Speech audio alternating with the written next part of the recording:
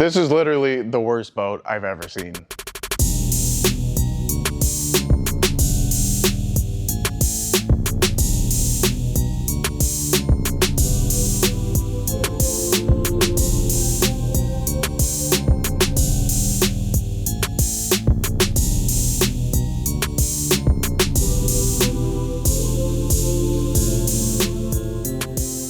This boat's a 2010 Moomba Outback V. You've seen it on the channel before. I'll put up some thumbnails for those videos, but we've worked on it in the summer, and obviously she wants this thing to be nice.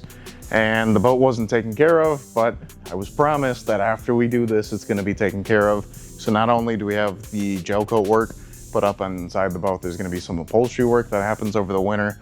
A couple of seats are gonna get reskinned, but we're not really gonna be doing that unless I get super ambitious. But this gel coat has literally not been touched since it left the factory. Realistically, the oxidation isn't as bad. It's definitely worse down low, but this thing just sat and rubbed up on docks and boats and all that. So it's in awful condition. Grant, I made him count, and we're over 1,100 scratches on this thing. Yeah. It's ridiculous. So we're gonna start in the front. I think the plan is I'm gonna sand. I'll do 320, 600, 800,000 just to get all of the scratches out. And then Grant will follow up and he's gonna be buffing. We're kind of debating on going out and buying a big compressor because that's one thing I don't have here, which realistically I haven't had a huge use for air. I use the Pancake, but I hate electric sanders. The only one I like is the Ingersoll Rand, the pneumatic palm sander, the 6-inch DA. And I don't know, I just know that one. I like that one. With the big electric one that I have, it's almost impossible to like sand a corner. Like you just can't feel it. It's so heavy. And my shoulders are absolutely cooked from shrink wrapping nonstop for the past like 14 days. So yeah, we're gonna be using some interesting products. Some of the best products. I was hoping you'd hit your head. We're gonna be using some of the Stark Quicksand. This is their heaviest compound. You guys have seen it a million times on the channel.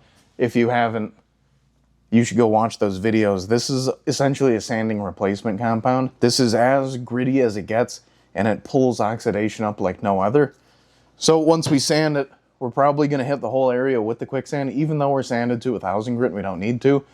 I'm not sanding the entire side, so whatever oxidation's left, it's gonna get pulled up by this. We're gonna follow that up with level R. So this is their heavy grit compound. You could jump around and go to a medium grit, but I like to follow the quicksand up with the level R because the quicksand's so aggressive, it leaves some scratches in there. The level R takes care of all that and makes her beautiful. Then we're gonna hit it with the Elevate, which is the medium grit. This leaves a slickness like no other. And we might polish it at the end. We'll see how it looks with the Elevate, but we're gonna hit it with the Finish R, which is the polish. If you guys haven't seen, I got a reel that's going up, polishing and outboard coddling. This stuff's incredible for both paint and gel coat. That stuff makes it slick. And my last video, we did a red axis flake. That boat came out so slick with that. And after, we're gonna hit her with the Hyperhold Pro, which is the world's best sealant. No more Carnauba wax, none of that stuff. We're not using trees now. It's 2025, all right? We're using the polymers. So this will protect the gel coat, make sure the oxidation doesn't come back, make sure no water's sticking to it, and leave it with a really slick shine. So I suppose let's start sanding. All right, so when I have a super large area to do, what I like to do is section it.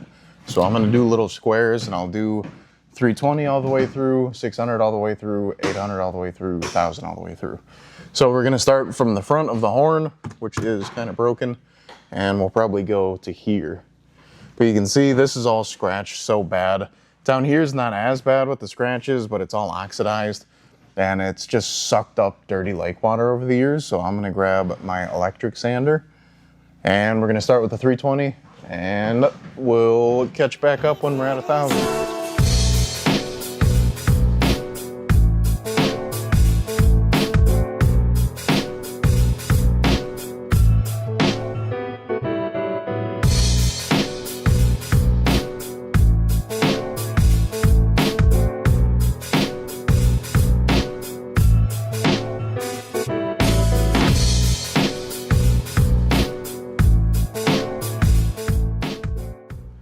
All right, so obviously we're looking better.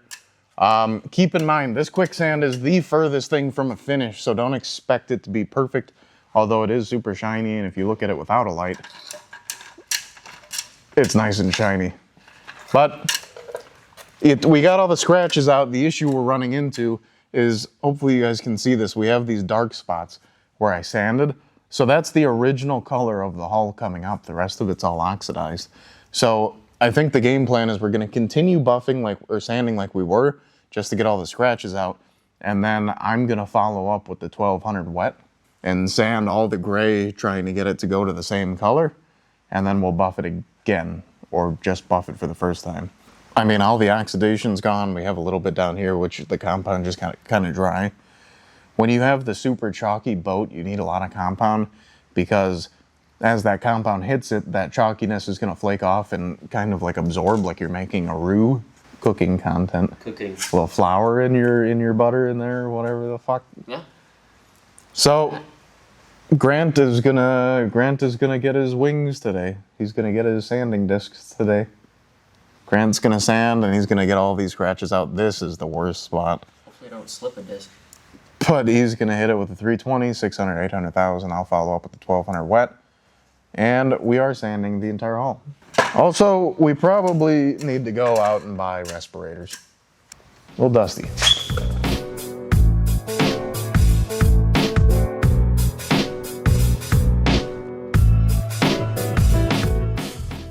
All right, everybody. So, you guys can see what I see.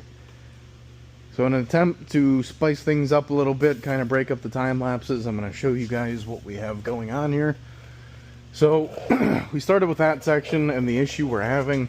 Hopefully you guys can see these, but from where we actually sand deeply, the original color comes out and then the rest is different. So at the end we're going to go over this whole thing and then sand it, wet sand it, and then buff it again. But here's what we've got. So this kind of continued on over to here.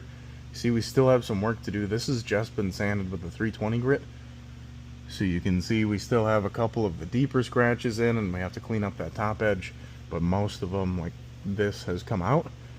So the section I'm going to do now, I'm probably going to do from there to the back of the decal, and then fully sand this area, fully buff this area, and then in the rear, they're just kind of spaced out. They're not as bad as all this.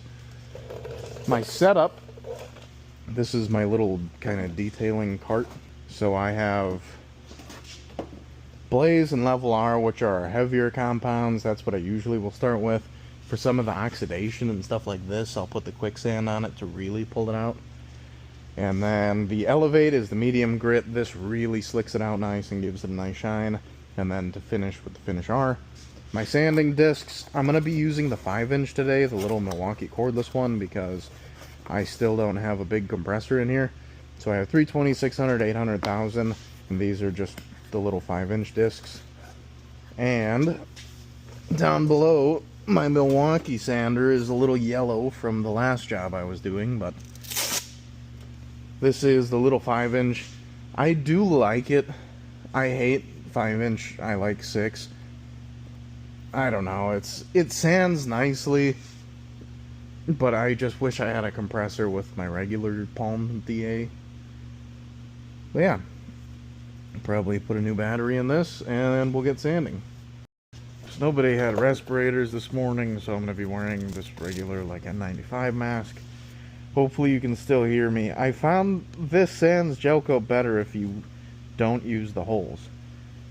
However much sense that makes, I don't know, but I'm going to be using the 4. I think you can go up to 5 on these 6. I'm going to be using 4. We'll slow it down a little bit, but all we're doing, we're trying to keep it kind of flat. We don't want to dig in and make this all uneven, but I also have to be mindful of where my decal is. Since I'm doing the entire section, I can kind of hold it flat, but you just got to be patient and wait for those scratches to come out. It's important to fully remove the scratch with the 320, so then you're not fighting it with the 600 trying to push deeper and deeper. Actually, I am going to line this up on the holes and see what happens. Hopefully this is kind of cool for you guys so you can see what I see.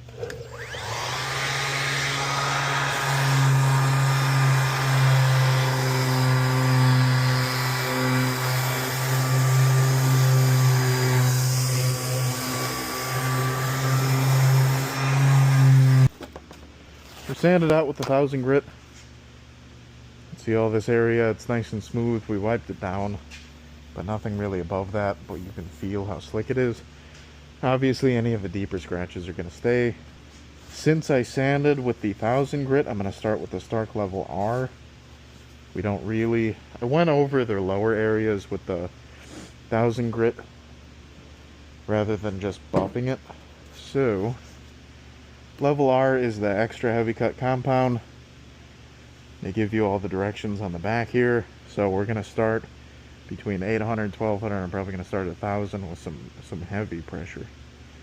With the white wool, put a decent amount on there. You don't want to go for too big of an area, because then your compound can kind of like dry out and stuff. So I'm going to start just section by section, and we're going to buff this baby out. I'm going to kind of go over where I already started, so I overlap with my previous section.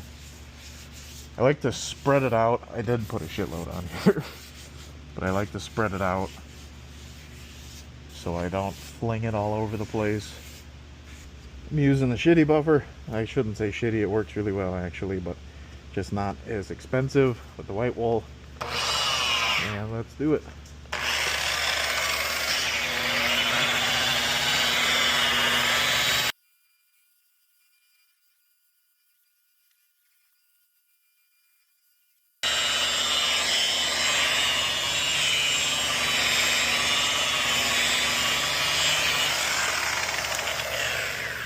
So there you have it. That is the difference with the Stark Heavy Compound.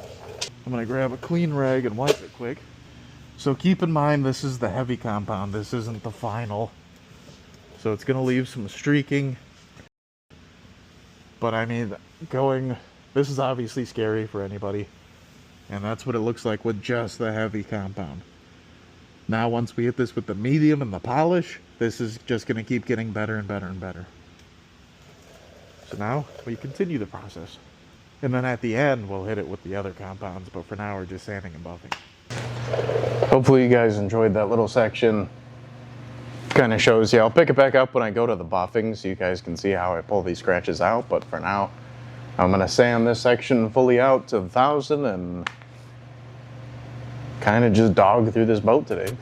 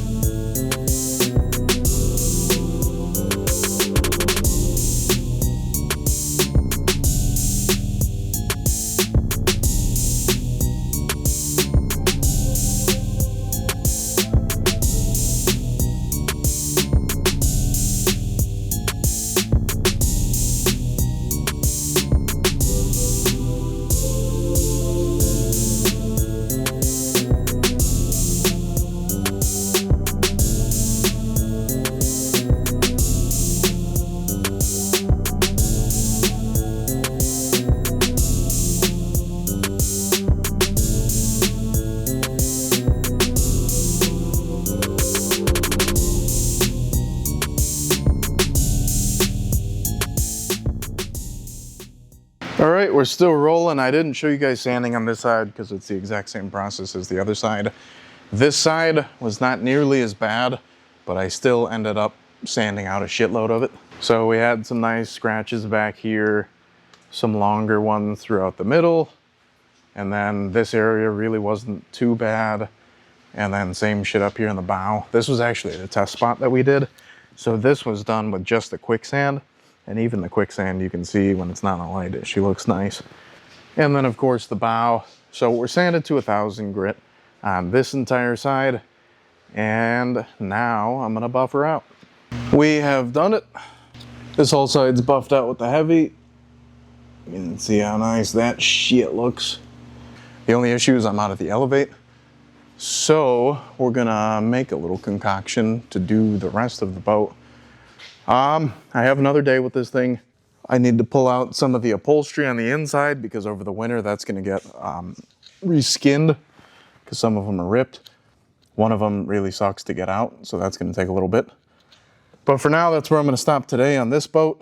It looks so much better if you remember from the beginning of the video how scratched and nasty this hull was. Now it's actually shiny and all the scratches are gone. If you remember, this area here was very bad. And now I can't see those scratches anymore.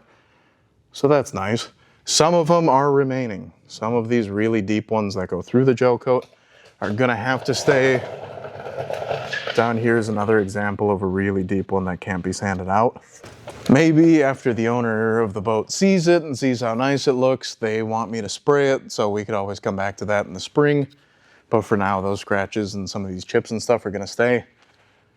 But yeah, we will pick back up to finish up this video. I'm sure it's pretty long. I'll try and break up the time lapses and do something exciting. But yeah, hopefully you guys are enjoying it so far.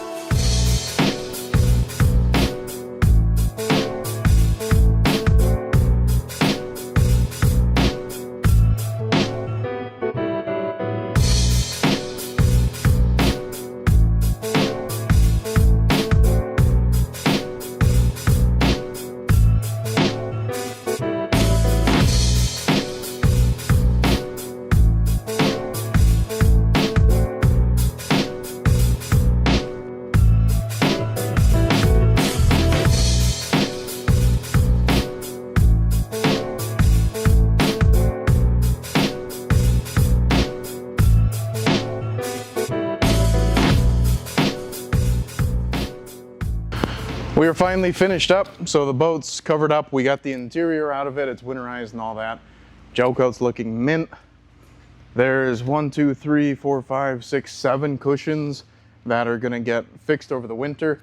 I'm gonna try and figure out if I can order the skins for them and reskin them, because that's something I've done a lot of, but it's just getting the access to them since the 2010. But if they still sell them, I'll buy them and then I'll reskin them myself. Otherwise, I'll send it off to get fixed by somebody. But yeah, hopefully you guys enjoyed this video. That was kind of the full process. This gel coat's slick and we're gonna go show it to her, and maybe I'll put on my meta glasses and get a reaction, but we'll see. For now, we're gonna go deliver it, and make sure to subscribe and like, and we'll see you in the next one.